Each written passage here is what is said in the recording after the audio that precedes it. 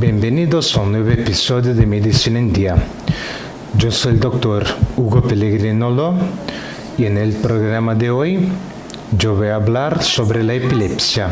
La epilepsia es un trastorno del cerebro no transmisible en el que las actividades de las células nerviosas son perturbadas. Esto causa una actividad excesiva y anormal en las células cerebrales, generando crisis epilépticas. Cuando se produce este trastorno, el cerebro interrumpe temporalmente su función habitual y produce manifestaciones involuntarias en el comportamiento, el control muscular, la conciencia y la sensibilidad del individuo. La epilepsia se manifiesta por crisis repetidas y hay más de un tipo de crisis epilépticas.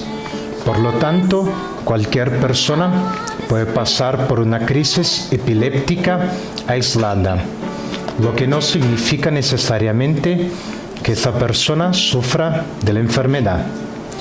Las crisis epilépticas aisladas pueden desencadenarse por diversos motivos. Algunos de ellos son súbitos cambios de intensidad luminosa, consumo excesivo de alcohol, fiebre alta, ansiedad, cansancio, uso de algunas drogas y medicamentos, trastornos metabólicos, traumatismo craneal, algunas enfermedades como la meningitis, el accidente vascular cerebral y la neurocisticercosis. La epilepsia es más común y frecuente de lo que imaginamos, ya que entre cada 100 personas, 1 o 2 tienen la enfermedad. Se estima que 50 millones de personas tienen epilepsia activa, individuos que están en tratamiento o han tenido crisis en el último año en todo el mundo, siendo que el 50% de ese porcentaje son niños. La mayoría de los casos de epilepsia se inicia en la infancia o en la adolescencia. Este hecho favorece a los diagnósticos precoces, pues cuanto más temprano se establece un tratamiento, más fácil se suavizan los síntomas. Tipos de epilepsia. Las crisis se dividen en dos tipos: las parciales y las generalizadas. Crisis generalizadas son aquellas que involucran todo el cerebro, y las más comunes de este tipo son crisis de ausencia. Es conocida como desligamiento, pues la persona se queda con la mirada fija y pierde el contacto con el medio por algunos segundos, como si estuviera apagada. Las crisis tónico-clónicas, conocidas como convulsión, el individuo pierde la conciencia y puede llegar a caer, quedando con el cuerpo rígido, además de presentar contracciones musculares en todo el cuerpo, morder la lengua, salivar intensamente, respirar de manera jadeante y a veces puede liberar hasta orina o heces. Crisis parciales son aquellas en las que el trastorno se limita a una área del cerebro. Se puede clasificar como simples y compleja. Crisis parciales simples. No altera la conciencia del individuo, pero consiste en la convulsión de un miembro o hormigueos en el mismo, además de movimientos descontrolados de una parte del cuerpo. Crisis parcial compleja. El individuo pierde la conciencia, quedando confuso o haciendo gestos automáticos, como masticación o continuar lo que está haciendo. Crisis parcial con generalización secundaria. Hay casos en que el disturbio se inicia en una parte del cerebro y posteriormente alcanza todo el mismo. A esta crisis se da la clasificación de parcial con generalización secundaria. Otros tipos de crisis. Crisis mioclónicas, que consisten en temblores rápidos en el cuerpo. Crisis clónicas, que consisten en movimientos de flexión y estiramiento de los miembros de forma repetitiva. Crisis tónica, que consisten en contracciones musculares repentinas y duraderas. Crisis atónicas, que consisten en una crisis continua y con caídas, pudiendo durar hasta 5 segundos. Estado de mal epiléptico, que consiste en crisis prolongadas o repetitivas, sin recuperación de la memoria del paciente. Causas. Muchas veces no se identifican las causas originarias de la epilepsia y cuando esto ocurre se le llama epilepsia idiopática. Sin embargo, la epilepsia puede ser también genética o adquirida, también llamada epilepsia secundaria o sintomática.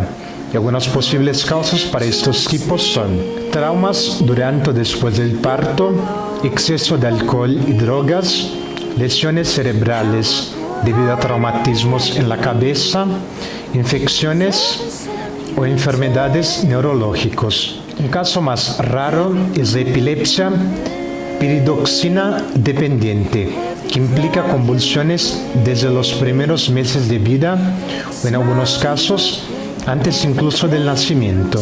Su causa más probable es una mutación del gen ALDH4A1, el gen anticuitina.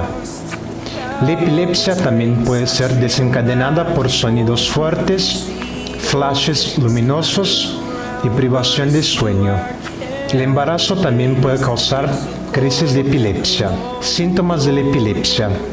Los síntomas de la epilepsia son los que componen las crisis parciales y generalizadas.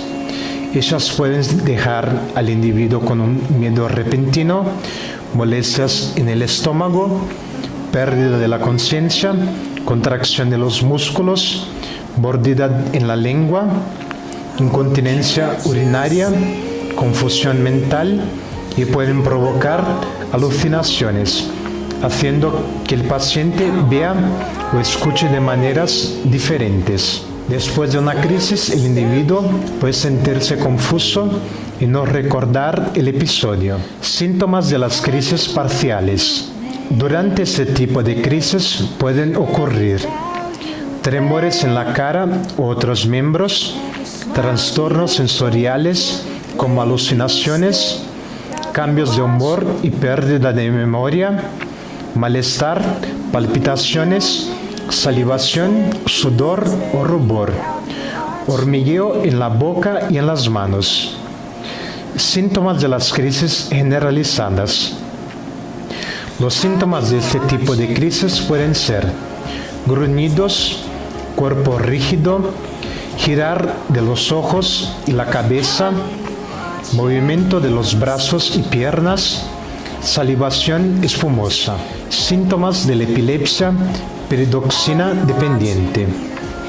Esta clasificación de epilepsia se caracteriza principalmente por sus largos periodos de ataque epiléptico y por la baja temperatura corporal, es decir, hipotermia, y bajo tono muscular después del nacimiento.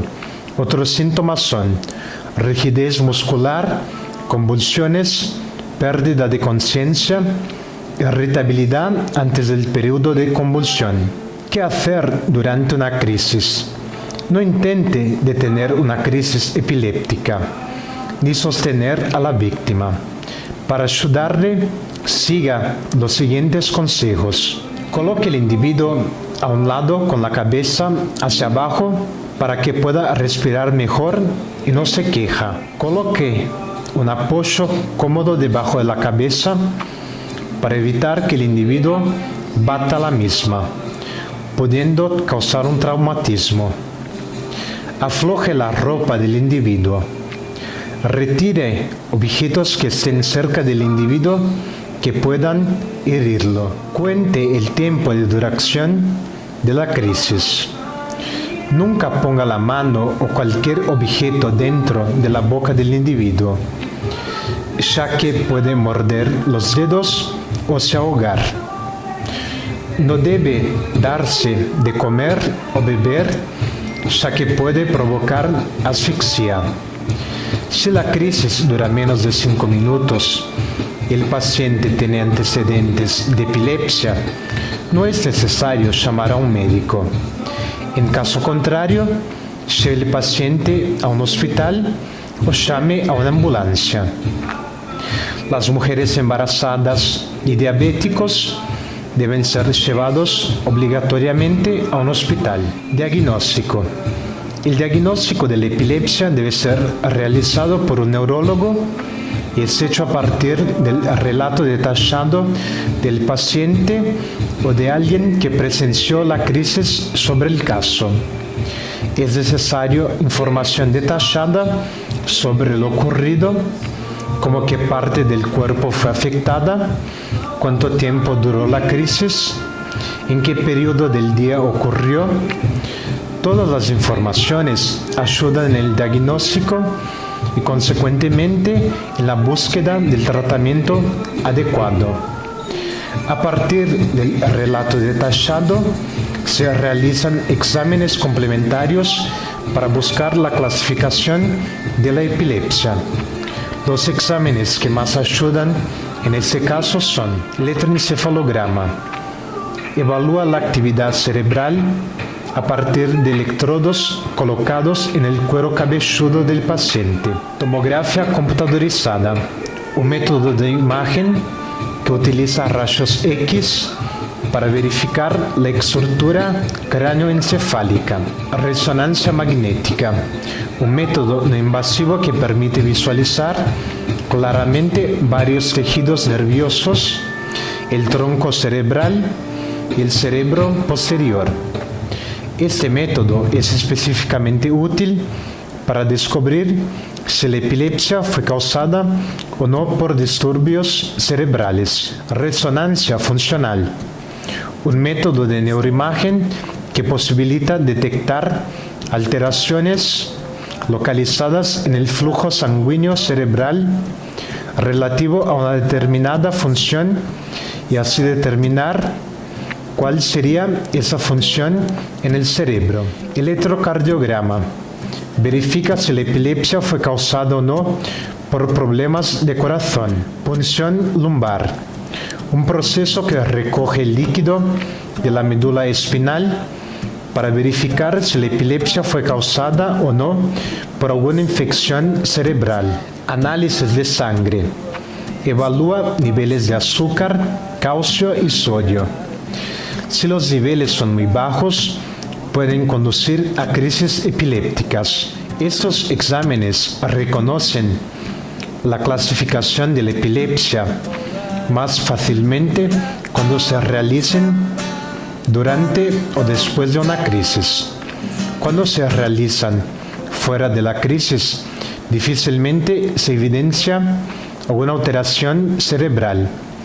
En el 65% de los casos no se identifica ninguna causa. En cuanto a la epilepsia piridoxina dependiente, por ser una condición rara, su diagnóstico no siempre es preciso.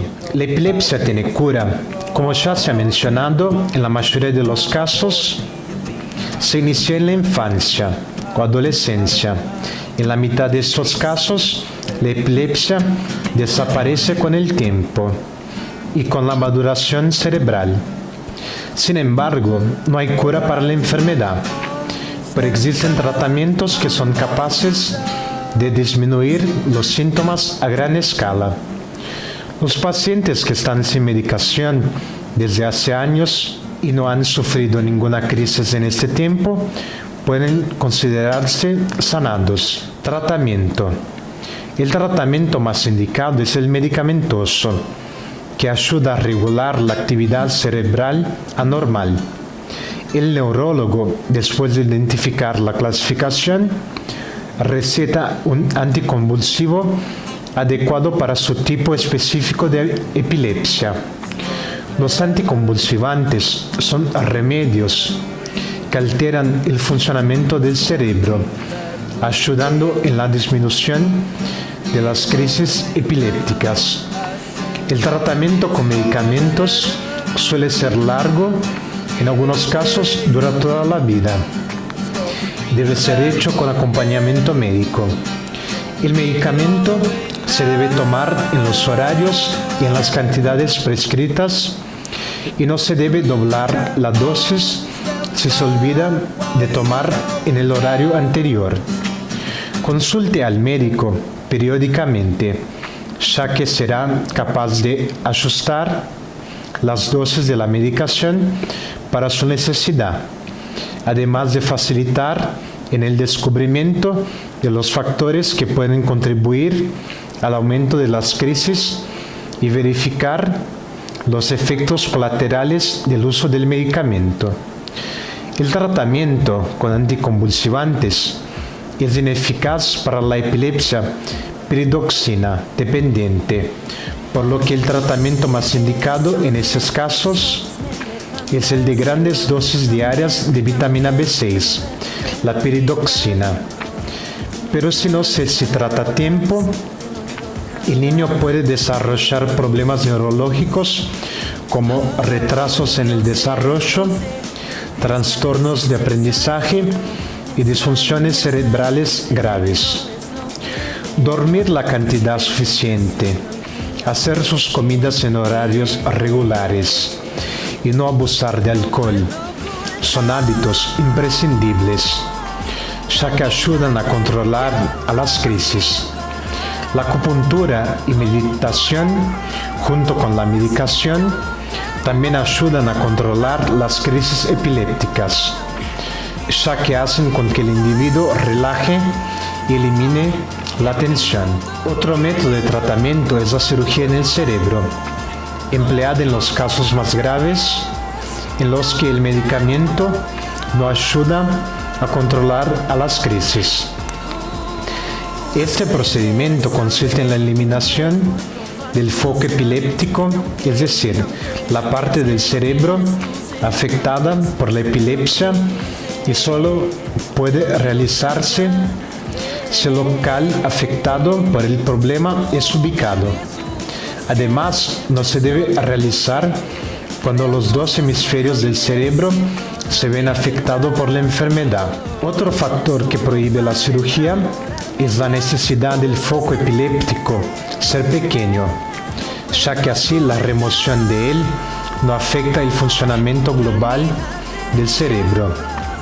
También existen otros tratamientos como estimulación del nervio vago, un tratamiento que a partir de un implante localizado bajo la piel del pecho del paciente libera impulsos eléctricos que estimulan el nervio vago, el principal nervio que conecta el cerebro al cuerpo. Este tratamiento reduce las convulsiones en un 40%. Colosotomía, una cirugía que interrumpe el camino del nervio que origina las crisis, consiste en el corte del puente nervioso que conecta los dos hemisferios del cerebro. A pesar de la interrupción de la conexión entre los dos hemisferios, ese tratamiento no daña la función intelectual. Lobectomía temporal, la retirada total o parcial de la porción anterior y neocortical del lobo temporal, la extracción total o parcial de las estructuras temporales mesiales, o sea, amígdala, hipocampo y giro parihipocampal. Hemisferectomía, tratamiento raro, es un procedimiento quirúrgico que quita o desconecta el hemisferio del cerebro responsable de las descargas epilépticas. Tratamiento en los niños. El tratamiento con medicamentos puede causar efectos secundarios desagradables para los niños, como somnolencia, aumento de peso y problemas en el habla, pero pueden hacerse con asesoramiento médico. Otro tratamiento más utilizado en ese grupo es la dieta ketogénica, basada en mayores cantidades de grasa y cantidades reducidas de azúcares y proteínas, calculadas de acuerdo con la edad y peso del paciente. El 1% de los pacientes pueden controlar las crisis a partir de esa dieta. La dieta ketogénica debe ser indicada y controlada por un nutricionista para que el niño reciba las cantidades necesarias de grasa, vitaminas y minerales. Una dieta mal administrada puede causar daños en la nutrición del niño, además de enfermedades graves como la hipoglucemia. Tratamiento en las mujeres embarazadas. El tratamiento con medicamentos no se recomienda para las mujeres embarazadas, ya que los medicamentos pueden causar malformaciones y cambios en el desarrollo del feto. Se debe intentar controlar las crisis epilépticas utilizando técnicas de relajación para evitar el estrés y evitar los factores que causan la epilepsia. Las mujeres que necesitan el medicamento para controlar las crisis deben ser aconsejadas por el médico, neurólogo y alterar su medicación anticonvulsiva para medicamentos con menores efectos colaterales en el feto. Las mujeres embarazadas también deben tomar 5 miligramos de ácido fólico antes y durante la gestación, y la vitamina K debe ser administrada en el último mes del embarazo. Medicamentos para la epilepsia son el amato, la carbamazepina, el clonazepam, el clopan, el diamox, el depaquene, la fenitoína, el gabaneurin, la gabapentina, el idantal, el liraca, la oxcarbazepina, el ribotril, el topiramato, el fenobarbital, el valproato de sodio y el clonazepam. Atención, nunca se automedique o interrumpa el uso de un medicamento sin antes consultar a un médico. Solo él podrá decir qué medicamento, dosificación y duración del tratamiento es el más indicado para su caso en específico. Complicaciones. El epiléptico puede encontrar varias complicaciones y desafíos. Complicaciones del tratamiento medicamentoso. Algunas complicaciones se derivan del tratamiento medicamentoso y pueden implicar efectos secundarios como lesiones físicas causadas por la epilepsia durante una crisis. El individuo puede herirse cayendo en el suelo o golpeando objetos mientras se convulsiona, y a veces la convulsión es lo suficientemente fuerte para causar daño, como lesiones musculares. Estado de mal epiléptico. Son crisis prolongadas y consideradas como una emergencia médica grave que puede implicar riesgo de vida. Muerte súbita y inexplicada. Son riesgos mayores para los portadores de epilepsia. Este fenómeno aún no ha sido completamente comprendido, pero puede estar relacionado con un trastorno cardíaco que puede ocurrir durante la convulsión. La Fundación para Epilepsia lista otras causas posibles para este tipo de muerte inexplicada, como problemas respiratorios, alteración en la circulación del cerebro y alteraciones hormonales y metabólicas provocadas durante la convulsión. Complicaciones de procedimientos quirúrgicos. Hay varios tipos de cirugía para eliminar o neutralizar la parte del cerebro afectada por la epilepsia, y como el tratamiento medicamentoso también hay riesgos durante la misma. En la lobectomía temporal puede haber alguna pérdida de visión o comprometimiento de la memoria, y raramente puede causar pérdida de habla o psicosis. En la hemisferectomía involucra la desactivación de un hemisferio del cerebro, retirando porciones operables. En la calasotomía se separa parcial o completamente el cuerpo calapso, tejido que hace la comunicación entre los dos hemisferios del cerebro. Cuando se separan, la comunicación entre los dos hemisferios es impedida. La estimulación vagal puede causar dolores, falta de aire, ronquera y dolor de cabeza. Complicaciones de la gestación. Para las mujeres embarazadas, los mayores riesgos involucran aborto espontáneo, parto prematuro, muerte del bebé después del nacimiento, retraso en el desarrollo del niño, malformaciones en el feto, bajo peso al nacer, preeclampsia, que es cuando la mujer se queda con hipertensión arterial, sangrado vaginal. Aún no se sabe si esas complicaciones se derivan de la enfermedad o del tratamiento medicamentoso. En el periodo de la lactancia, algunos medicamentos pueden causar somnolencia y irritación en el niño. La orientación es amamentar solamente después de 1 hora después de tomar la medicación. También está orientado a amamentar sentado o acostada, ya que las crisis epilépticas pueden ocurrir durante la lactancia. Complicaciones sociales.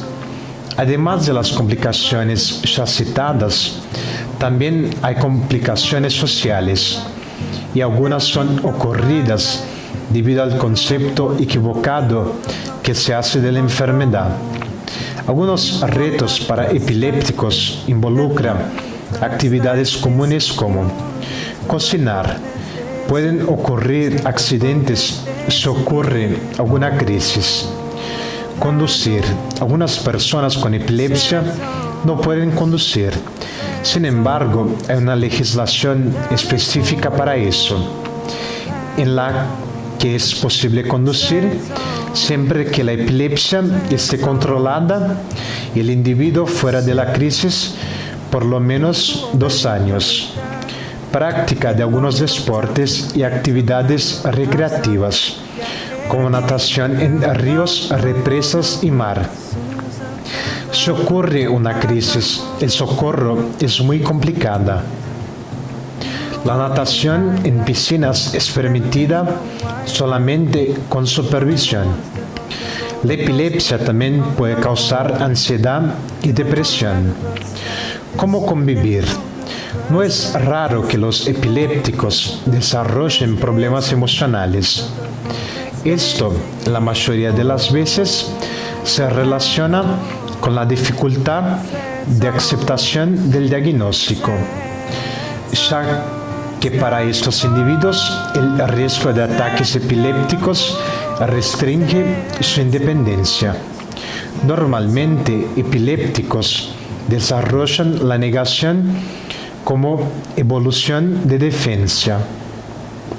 Después de esa fase ocurre el periodo de conflicto, o sea, cuando la persona intenta aceptar su condición. Cuando el individuo empieza a asimilar la situación de su diagnóstico, puede pasar por un periodo de depresión que se considera normal si no es demasiado largo. Después de ese periodo se inicia la fase de aceptación. El prejuicio con la enfermedad sigue siendo grande, pero solo ocurre por falta de información. La mejor forma de pasar por él es conversar con un médico que pueda ayudar a entender mejor su condición. Esto mejora la calidad de vida y el ajuste psicosocial del epiléptico. A pesar de enfrentar algunas dificultades, las personas con epilepsia pueden llevar una vida normal, pudiendo trabajar, practicar algunos deportes, tener hijos y conducir. Prevención. No hay muchas formas de prevenir la epilepsia, Pero todavía hay algunas cosas que se pueden hacer, como evitar lesiones en la cabeza, no utilizar medicamentos sin orientación médica, siempre vacunarse contra las enfermedades infecciosas. La epilepsia es una enfermedad que puede ser tratada y el epiléptico puede disfrutar de una vida normal. Pero estos pacientes todavía sufren muchos prejuicios por la ignorancia sobre el tema. Gracias por mirar al programa de hoy. Yo soy el doctor Hugo Pellegrinolo. Para más informaciones, pido que me contacten a través de mi dirección de correo electrónico hugo.loh@gmail.com. Hasta el próximo programa. Viendo la lluvia caer, junto a ti estaré, como tú lo hiciste ayer, junto a ti estaré, y tú conmigo también. Junto a ti estaré, viendo la lluvia caer, junto a ti estaré, como tú lo hiciste ayer, junto a ti estaré, y tú conmigo también.